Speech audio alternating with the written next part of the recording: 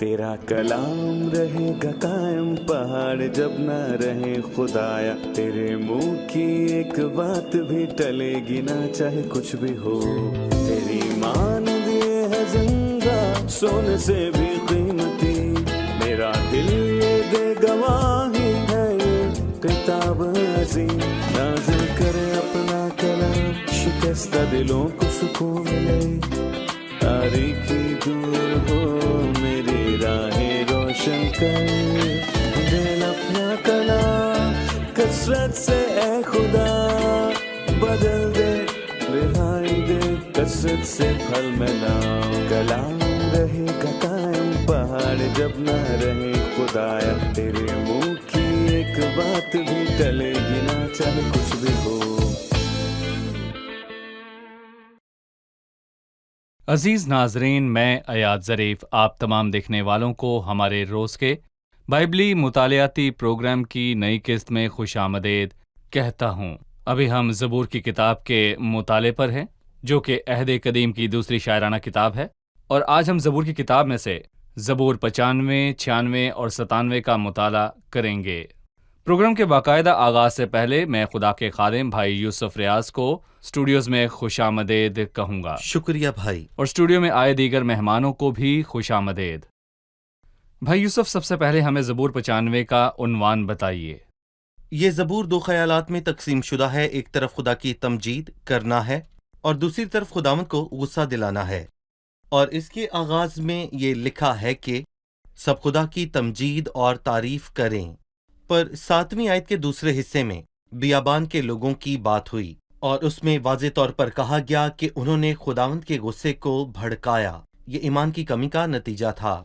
इसमें खुदावंद की तमजीद के लिए कहा गया है, आओ हम खुदावंद के हजूर नगमा सराई करें, अपनी निजात की चट्टान के सामने खुशी से ललकारें, शुक्रगुजारी करते हुए उसके हजूर में हाजिर हों, मजमूर गाते हुए उसके आगे खुशी से ललकारें, क्योंकि खुदावंद खुदाए अजीम है और सब इल्हों पर शाहे अजीम है। जमीन के गहराव उसके कब्जा में हैं, पहाड़ों की चोटियां भी उसी की हैं, समंदर उसका है, उसी ने उसको बनाया और उसी के हाथों ने खुश्की को भी तैयार किया। आओ हम झुकें और सजदा करें और अपने खालिक खुदावन के हजूर घुटने टेकें। इन आयात से आप खुदा की अजमत का बयान कैसे करेंगे? यहाँ जिक्र हुआ कि खुदा खालिक है और तख्लीक से हमें खुदा के मुतालिक दो बातें मालूम होती हैं, उसकी हिकमत और कुदरत। और खुदा ने जमीन को अपनी हिकमत से कायम किया। आए खुदा, तेरी सन्नतें कैसी बेशुमार हैं, तूने ये सब कुछ हिकमत से बनाया। और फिर इसके बाद उसकी बेहद कुदरत की बात हुई, क्योंकि उसने फरमाया और हो गया, उसने हुक्म दिया और वाक़ई हुआ। उसकी बेइंतहा कुदरत और हिकमत उसकी तख्लीक में वाज़े तौर पर जाहिर हुई। उसने खुदावंद को निजात की चट्टान कहा। उन लोगों का ताल्लुक किस तरह की निजात से था? मैं कहूँगा कि ये लोग तारीख के आगाज ही से मिस्र के गुलाम रहे। खुदावन ने उनको बचाया, ये निजात का अहद था। खुदावन ने उनको फ़िरौन की गुलामी और जुल्म से बचाया और मिस्र में आफात आईं और ईद फसा का बर्रा कुर्बान हुआ और आखिरकार वो बहर कुल्ज़म को पार करके बियाबान में पहुंचे। खुदा निजात का खुदा है, पर अफसोस हमने देखा कि बियाबान में जब वो पहुंचे तो उनका ईमान डगमगाया। उन्होंने 10 बार खुदावंद को आजमाया और इस तरह खुदावंद का गजब भड़का। खुदावंद निजात की चट्टान है। चौथी आयत में लिखा है, जमीन के गहराव उसके कब्जा में हैं, पहाड़ों की चोटियां भी उसी की हैं। इस आयत से क्या मुराद है? जमीन की गहराइयों से मुराद जमीन की गहरी जगहें हैं। मैं कहूँगा बिल्कुल इसी तरह जैसे जमीन के नीचे कान हो, और पहाड़ों की चोटियां भी खुदावंद ही की हैं। और जमीन की गहराइयों से लेकर पहाड़ की चोटियों तक मैं कहूँगा कि सब कुछ खुदा का बनाया और उसका है। सूरज के नीचे हर शय उसकी है, क्योंकि वही खालिक है। सब कुछ उसी के वास्ते से और उसी के वास्ते पैदा हुआ। सब चीजें उसी के वसीले से और उसी के वास्ते पैदा हुई। भाई यूसुफ, 6ठी आयत में लिखा है, आओ हम झुकें और सजदा करें और अपने खालिक खुदावंद के हजूर घुटने टेकें। और फिर 7वीं आयत है, क्योंकि वो हमारा खुदा है और हम उसकी चरागाह के लोग और उसके हाथ की भेड़ें हैं। ये तख्लीक की कहानी से आगे की बात है। उसने कहा कि वो भेड़ें और खुदावन उनका चरवाहा है। इसमें हम क्या देखते हैं? जी, इसमें उन्होंने खुदा की बढ़ाई की, अपने खालिक खुदा की बढ़ाई की जिसका सब कुछ है। और फिर मुकाशवा के चौथे बाब में हम देखते हैं कि आसमान पर खालिक खुदा के लिए इबादत होती है। और फिर मुकाशवा 5वें बाब में छुड़ाने वाले पाक और खालिक खुदा की इबादत होती है, जो यहाँ पर वाज़े तौर पर बयान किया गया है। और हम खुदा की तमजीद इसलिए करते हैं क्योंकि वो खालिक और छुड़ाने वाला है। यहाँ उसने खालिक की बात की, उसके लोग और उसकी चरागाह की भेड़ें। सो हम उसकी भेड़ें हैं और वो हमारा खुदावंद हमारा ख्याल रखता है। तख्लीक के वक्त भी हम उसकी भेड़ें हैं और कफारे के वक्त भी हम भेड़ें हैं। और अच्छा चरवाहा अपनी भेड़ों के लिए जान देता है। तो क्या हम उसकी मखलूक होते हुए उसकी भेड़ें हैं? और क्या उस चरवाहे ने अपनी भेड़ों के लिए सच में कुर्बानी दी? जी हाँ, बिल्कुल। लेकिन तख्लीक के लिए उसने कोई कीमत नहीं चुकाई, क्योंकि उसने जब कहा तो वो उसने हुक्म फौरन दिया। हो गया। लेकिन यहाँ पर मैं ये कहूँगा कि कफारे के लिए उसने कीमत चुकाई और हमारे गुनाह धोए। हम एक वक्फा लेंगे, फिर ज़बूर के अगले हिस्से के मुतल्लिक बात करेंगे। ये ज़बूर का तारीख हिस्सा है, खुदा की तमजीद के लिए बुलाने के बाद। लिखा है कि उन्होंने खुदा का गज़ब भड़काया। जानेंगे सही। वक्फे के बाद। नाज़रीन, मिलते हैं एक छोटे से वक्फे के बाद। हमारे साथ रहिए। ज़बूर 95 में खुदावंद को निजात की चट्टान और सब इल्हों पर शाह अजीम कहा है। उसकी अजमत है कि ज़मीन के गहराव उसके कब्ज़े में हैं। समुंदर और वादियों की गहराई और पहाड़ों की चोटियां सब उसी की हैं। वो बाकी बुतों की तरह मुकामी माबूद नहीं जिसे ऊंचाई पर रख देते हैं, बल्कि वो पूरी दुनिया का खालिक और ज़मीन का हाकिम है।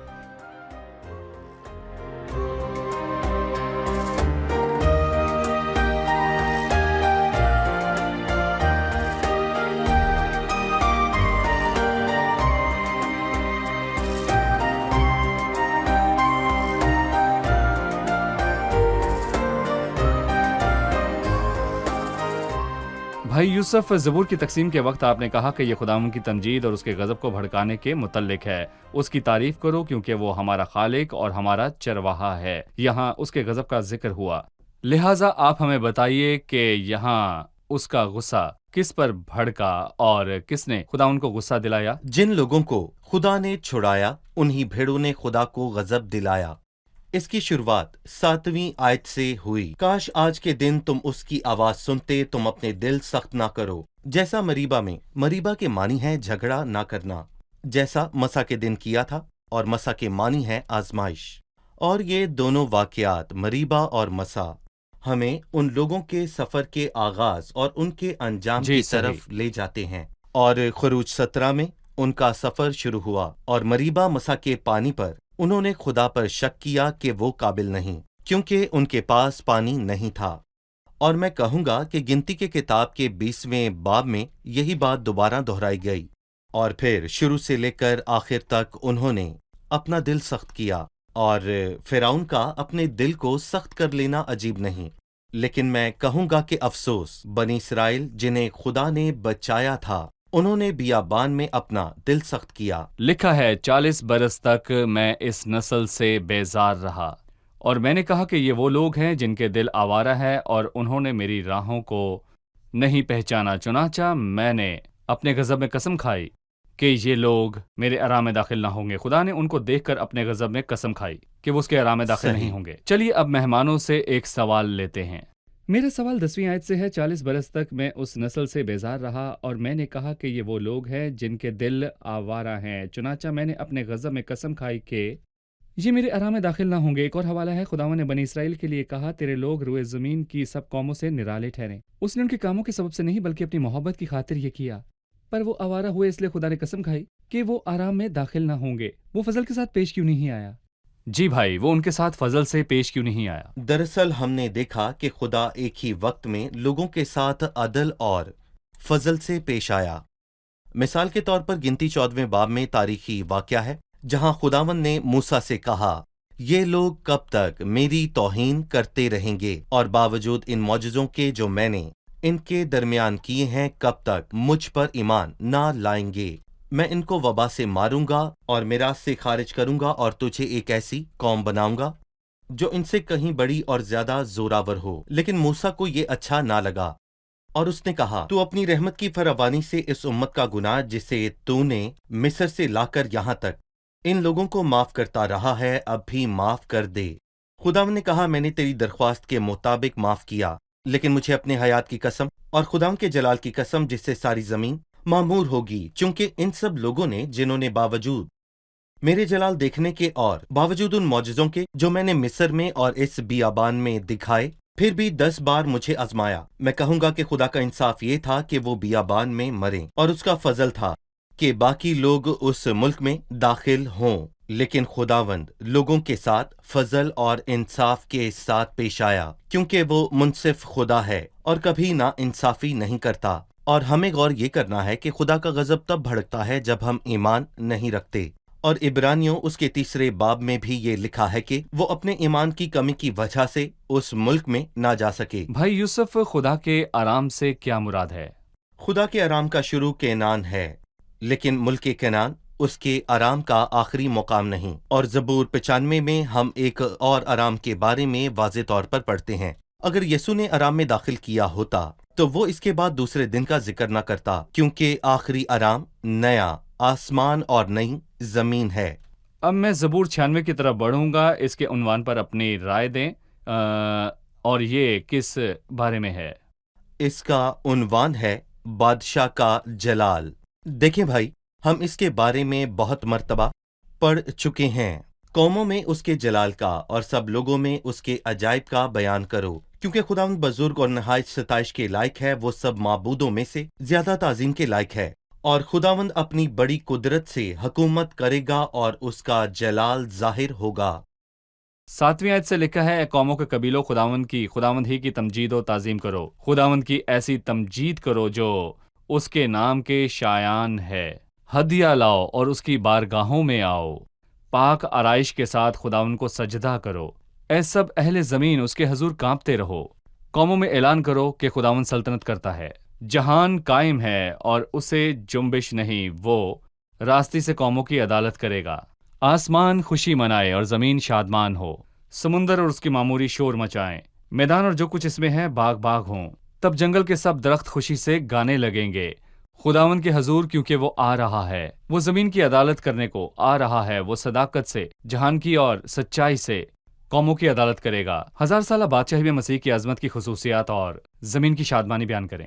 مطلب 1000 سالہ بادشاہت میں مسیح کی سلطنت سلامتی کی سلطنت ہوگی، کیونکہ امن کی بنیاد عدل پر ہوتی ہے اور راستی کے بغیر سلامتی ممکن نہیں، اور مسیح نے اپنی پہلی آمد میں راستی کی بنیادیں قائم کی ہیں، اور دوسری آمد میں وہ سلامتی کو لائے گا۔ مسیح کی حکومت میں مخلوقات آزاد ہوں گی، جیسے رومیو 8 میں لکھا ہے، مخلوقات بھی فنا کے قبضے سے چھٹ کر خدا کے فرزندوں کے جلال کی آزادی میں داخل ہو جائیں گی۔ اور پھر اس آیت میں خوبصورت منظر دکھایا گیا، جیسے کہ 11ویں آیت میں لکھا ہے، آسمان خوشی مناتے اور زمین شادمان ہو، سمندر اور جو کچھ اس میں ہے اور ساری زمین اور جنگل کے درخت سب اس کی تمجید کریں۔ یہ مخلوقات کی آزادی ہے اور سب چیزوں کی بحالی کا وقت ہے۔ بالکل اعمال کے 3 باب میں سب چیزوں کی بحالی کا ذکر ہوا، اسی لیے زمین کو اپنی شادمانی کا انتظار ہے جب مسیح اس پر سلطنت کرے گا۔ تب مخلوقات آزاد ہوں گی، زمین اپنی پیداوار دے گی، یعنی مسیح کی حکومت میں سب مخلوقات امن سے رہیں گی۔ جی، زمین اپنی پیداوار دے گی، سمندر اور درخت بھی۔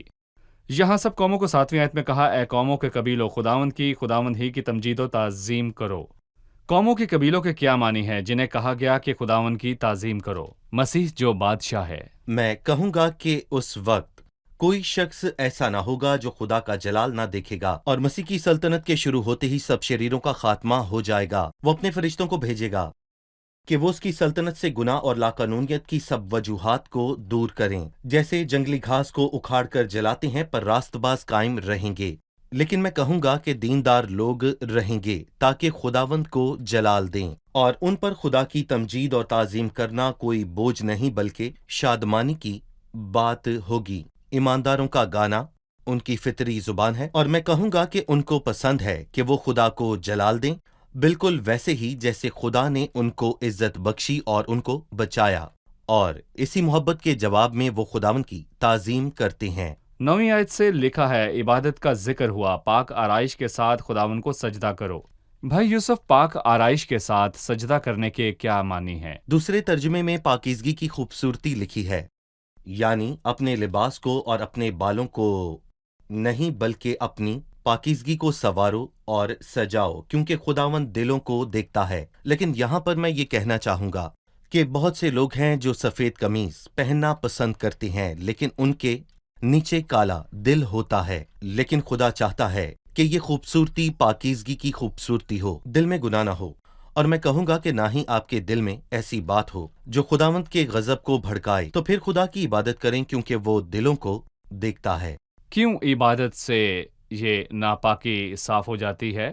یعنی اگر میں خدا کی تمجید کروں لیکن پھر اس کے بعد مجھ سے کوئی گناہ سرزد ہو جائے تو کیا یہ تمجید اس گناہ کو دھو دیتی ہے؟ لوگوں کی یہ سوچ خدا کی سوچ سے بالکل الٹ ہے، اور میں کہوں گا کہ خدا کے خیالات بائبل مقدس سے معلوم ہوتے ہیں۔ لیکن خدا شریر سے کہتا ہے، تجھے میرے آئین بیان کرنے سے کیا واسطہ، اور تو میرے عہد کو اپنی زبان پر کیوں لاتا ہے، جبکہ تجھے تربیت سے عداوت ہے اور میری باتوں کو پیٹھ پیچھے پھینک دیتا ہے۔ دیکھیں، خدا چاہتا ہے کہ لوگ اس کے پاس جائیں، وہ ان کو پاک کرے، اور داؤد یہ کہتا ہے کہ میری بدی کو مجھ سے دھو ڈال اور میرے گناہوں کو مجھ سے دور کر، اور دل کے قربان ہونے کے بعد اس کے حضور قربانی چڑھائیں۔ میں بے گناہی میں اپنے ہاتھ دھوؤں گا، اور اے خداوند میں تیرے مذبح کا طواف کروں گا، لیکن دل میں گناہ رکھ کر خدا کی عبادت کے لیے آنا بالکل درست نہیں۔ کیونکہ مجھ میں بدکاری کے ساتھ عید کی برداشت جی نہیں۔ بالکل۔ ہم ایک وقفے کے بعد مہمانوں کے سوالات کے ساتھ حاضر ہوں گے۔ عزیز ناظرین، ملتے ہیں ایک وقفے کے بعد، ہمارے ساتھ رہیے۔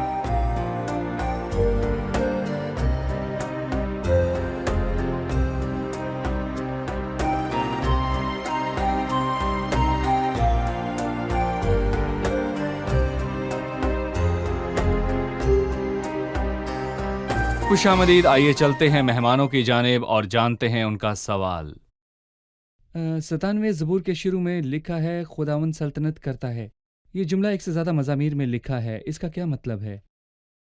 خداوند سلطنت کرتا ہے، یہ بہت سے مزامیر میں لکھا ہے۔ زبور 93 میں خداوند سلطنت کرتا ہے، وہ شوکت سے ملبوس ہے۔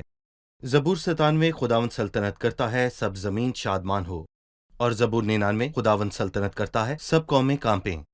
اور ان سب مزامیر کا عنوان ہے خداوند سلطنت کرتا ہے، اور یہ بات ہم بخوبی جانتے ہیں کہ خداوند ابدی بادشاہ ہے۔ حق تعالیٰ آدمیوں کی مملکت میں حکمرانی کرتا ہے، اور اسی کا اختیار ہر جگہ پر ہوتا ہے۔ وہی شریروں کو بدکاری کرنے دیتا ہے کہ شیطان اس بات سے خوش ہو، اور ابھی شیطان کا وقت ہے، لیکن ایک دن آئے گا جب خداوند اپنی سلطنت اس سے واپس لے لے گا۔ خداوند سلطنت کرتا ہے، ہم خوشی منائیں اور شادمان ہوں۔ ان مزامیر میں خوشی کے وقت کا ذکر ہوا ہے، لیکن تب خداوند خدا بالواسطہ نہیں بلکہ براہ راست بادشاہی کرے گا، اور میں کہوں گا کہ اس روز ایک ہی خداوند ہوگا اور اسی کا نام واحد ہوگا، اور خداوند کی حکومت سے بلند کوئی آواز نہ ہوگی، کیونکہ جس طرح سمندر پانی سے بھرا ہے اسی طرح زمین خداوند کے جلال کے عرفان سے معمور ہوگی۔ صحیح۔ زبور 97 کا آغاز بھی اسی سے ہوا، خداوند سلطنت کرتا ہے، زمین شادمان ہو، بے شمار جزیرے خوشی منائیں۔ بھائی یوسف، میں جاننا چاہوں گا اس زبور کا عنوان کیا ہے؟ اس زبور کا عنوان ہے بادشاہ تعظیم کے لائق ہے اور سب اس کے سامنے جھکیں، اور فلپیوں کے 2 باب میں لکھا ہے تاکہ مسیح کے نام پر ہر ایک گھٹنا جھکے، خواہ آسمانیوں کا ہو، خواہ زمینیوں کا، خواہ ان کا جو زمین کے نیچے ہیں۔ ایک وقت آئے گا جب سب اس عظیم آدمی کے سامنے جھکیں گے، اور جب وہ پیلوٹوں کو دنیا میں پھر لاتا ہے تو وہ کہتا ہے کہ خدا کے سب فرشتے اسے سجدہ کرو۔ اب میں چند آیات پڑھوں گا، اس کے بعد آپ سے سوال کروں گا۔ خداوند سلطنت کرتا ہے، زمین شادمان ہو، بے شمار جزیرے خوشی منائیں۔ بادل اور تاریکی اس کے ارد گرد ہیں، صداقت اور عدل اس کے تخت کی بنیاد ہیں۔ آگ اس کے آگے آگے چلتی ہے اور چاروں طرف اس کے مخالفوں کو بھسم کر دیتی ہے۔ اس کی بجلیوں نے جہان کو روشن کر دیا، زمین نے دیکھا اور کانپ گئی۔ خداوند کے حضور پہاڑ موم کی طرح پگھل گئے۔ یعنی ساری زمین کے خداوند کے حضور۔ آسمان اس کی صداقت ظاہر کرتا ہے، سب قوموں نے اس کا جلال دیکھا ہے۔ بھائی یوسف، آپ ہمیں اس زبور کی تقسیم کے متعلق بتائیں۔ ہم نے جو حوالہ پڑھا اس کے مطابق ہم اس کو کیسے تقسیم کریں؟ 1 تا 5 آیات کا عنوان ہے قابل تعظیم بادشاہ، اور میں کہوں گا کہ جو آیات ابھی ہم نے پڑھی ہیں اس سے ظاہر ہوتا ہے کہ وہ کس قدر تعظیم کے لائق ہے۔ 6 اور 9 آیت میں بادشاہ کی شان اور اس کی شوکت ظاہر ہوئی، جہاں لکھا ہے کہ کھودی ہوئی مورتوں کے سب پوجنے والوں جو بتوں پر فخر کرتے ہیں شرمندہ ہوں، اے معبودو سب اس کو سجدہ کرو۔ آیت 10 سے راست بازوں کی موجودہ حالت اور ان کے مستقبل کا واضح بیان ہے۔ لہٰذا پہلی 5 آیات میں بادشاہ کی بات ہے، 9 جی تا 6 آیات میں بادشاہ کی شان و شوکت کی بات ہوئی، اور 10 تا 12 میں راست بازوں کے موجودہ حال کا بیان ہے۔ آپ نے بادشاہ کی بات کی کہ وہ تعظیم کے لائق ہے، اب راست بازوں کے موجودہ حال پر ہم کچھ جاننا چاہیں گے۔ آخری زمانے میں صادق کس حال میں ہوں گے؟ جی میں کہوں گا کہ یہاں پر 11ویں آیت کی وضاحت کی ضرورت ہے۔ صادقوں کے لیے نور بویا گیا ہے اور راست دلوں کے لیے خوشی۔ میں کہوں گا کہ اس کو ہم 2 طرح سے سمجھ سکتے ہیں۔ صادقوں کے لیے نور بویا گیا ہے، بالکل ویسے ہی جیسے ہم ایک پودا لگائیں، اور صادق بھی بالکل ایسے ہی ہیں۔ اور بائبل میں لکھا ہے کہ صادقوں کی راہ نور سحر کی مانند ہے، جس کی روشنی دوپہر تک بڑھتی جاتی ہے۔ اور میں کہوں گا کہ نور بوئے جانے کے ایک معنی یہ ہے کہ اس کا کوئی بٹن نہیں ہے کہ اس کو دباتے ہی نور ہو جائے، بلکہ میں کہوں گا کہ خدا کی تخلیق میں نور آہستہ آہستہ آتا ہے۔ صادقوں کی راہ نور سحر کی مانند ہے، جس کی روشنی دوپہر تک بڑھتی جاتی ہے، ایک مطلب یہ ہے۔ اور پھر اس کے دوسرے معنی یہ ہیں کہ صادق ابھی بوتے ہیں، پر مستقبل میں وہ فصل کاٹیں گے۔ آج وہ نور بوتے ہیں اور وقت آنے پر وہ اس نور کو حاصل کریں گے۔ اور میں کہوں گا کہ اسی لیے لکھا ہے کہ صادقوں کے لیے نور بویا گیا ہے، اور صحیح وقت آنے پر صادق اس نور کو حاصل کریں گے جو انہوں نے مسیح کے دور میں بویا۔ صادق نور حاصل کریں گے۔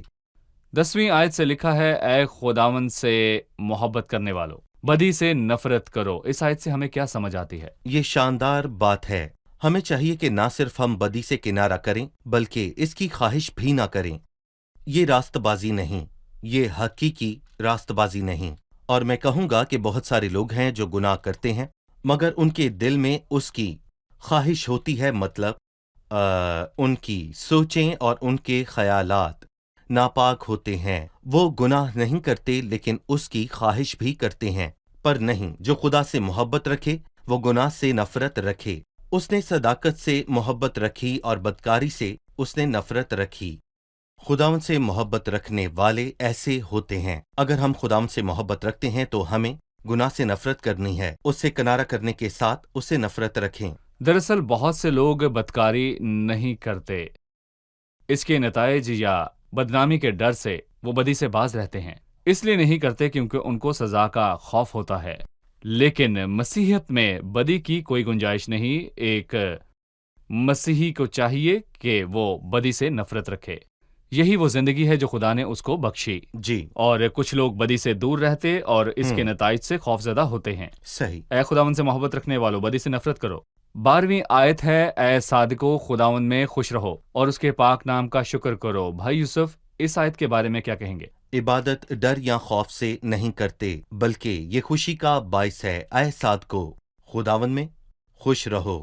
پھر وہ کہتا ہے کہ ہمارے پاک خدا اور اس کے پاک نام کا شکر کرو۔ اور یہاں پر میں یہ کہنا چاہوں گا کہ بھائی، میری یہاں خواہش ہے کہ ہم یہ چیز سیکھ جائیں کہ دراصل ہمارے خدا کی عبادت کا تعلق شادمانی سے ہے، اور ہم یہ بات جان جائیں کہ ہمارا زندہ خدا پاک خدا ہے۔ بھائی یوسف، بہت شکریہ۔ اب ہم مہمانوں کی طرف بڑھیں گے اور جانیں گے کہ انہوں نے کیا سیکھا۔ زبور 95 میں لکھا ہے، خدا جس نے زمین کو تخلیق کیا، زمین کی گہرائی اور پہاڑوں کی چوٹیاں سب اس کی ہیں، وہ چرواہا ہے، وہ سب کو نام سے جانتا ہے۔ زبور 95 میں لکھا ہے، آؤ اپنی چٹان کے سامنے خوشی سے للکاریں۔ یہ جاننا اہم ہے کہ ہماری نجات کسی اور سے نہیں، یہ ہماری طرف سے نہیں، بلکہ ہماری نجات خداوند کی طرف سے ہے۔ مشکل حالات میں ہمیں اس کی طرف نگاہ کرنی چاہیے کیونکہ وہی نجات کی چٹان ہے۔ میں نے سیکھا کہ پاک آرائش کے ساتھ سجدہ کریں، خداوند کی حقیقی عبادت پاکیزگی میں ہوتی ہے، اس کو بد کرداری کے ساتھ عید برداشت نہیں۔ جی، ایمانداروں کا حقیقی ظہور ان کی پاکیزگی ہے، ان کا ظاہری حلیہ نہیں۔ شکریہ، خداوند آپ کو برکت دے۔ شکریہ بھائی یوسف، اگلی قسط میں شکریہ آپ بھائی۔ سے پھر ملاقات ہوگی۔ عزیز ناظرین، آج کی قسط میں ہم نے بائبل مقدس سے یہ سیکھا کہ خدا ہمارا خالق ہے اور اس کے اور ہمارے رشتے کی بنیاد پر ہم اس کی چراگاہ کے لوگ اور اس کی بھیڑیں ہیں، ہم اس کے ہاتھ کی بھیڑیں ہیں، یعنی کہ ہم اس کو عزیز ہیں اور وہ ہمارا اچھا چرواہا ہے۔ اگر آپ ان میں سے ہیں جنہیں خدا نے بچایا، یعنی آپ نے صلیب پر مسیح کے کیے کام کو قبول کیا، تو آپ کے چرواہے کو آپ کی پرواہ ہے۔ آپ بھی داؤد کی طرح کہیں، خداوند میرا چوپان ہے، مجھے کمی نہ ہوگی۔ صرف اس کی رحمت پر بھروسہ رکھیں، اس میں پناہ لیں اور محفوظ محسوس کریں۔ اگلی قسط میں پھر ملیں گے۔ خداوند آپ سب کو برکت دے۔ مش هنسى روعة وقفتك لما بإيدك خدتني، ولا هنسى لحظة سندتك لما تعبت حملتني. مش هنسى روعة وقفتك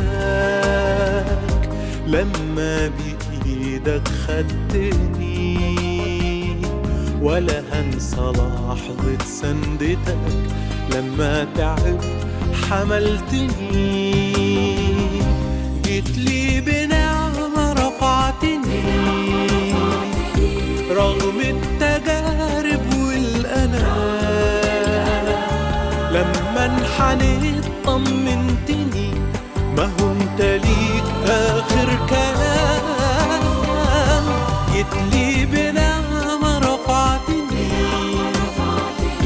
رغم التجارب والآلام، لما انحنيت طمنتني ما هو انت ليك آخر كلام. ربي بعظم نعمتك واهتف بفضلك كل حين، واشهد بروعة رحمتك وقت التجارب والأنين. ربي بعظم نعمتك واهتف بفضلك كل حين، واشهد بروعة رحمتك وقت التجارب والأنين.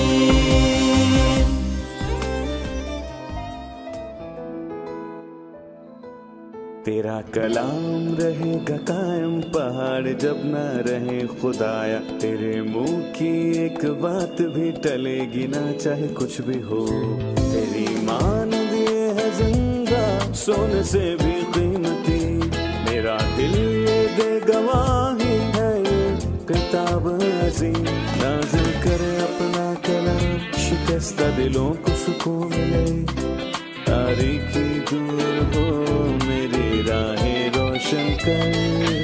دل اپنا کلام کثرت سے اے خدا بدل دے، رہائی دے کثرت سے پھل ملاؤ. کلام رہے گا قائم پہاڑ جب نہ رہے خدایا، تیرے منہ کی ایک بات بھی ٹلے گی نہ چاہے کچھ بھی ہو.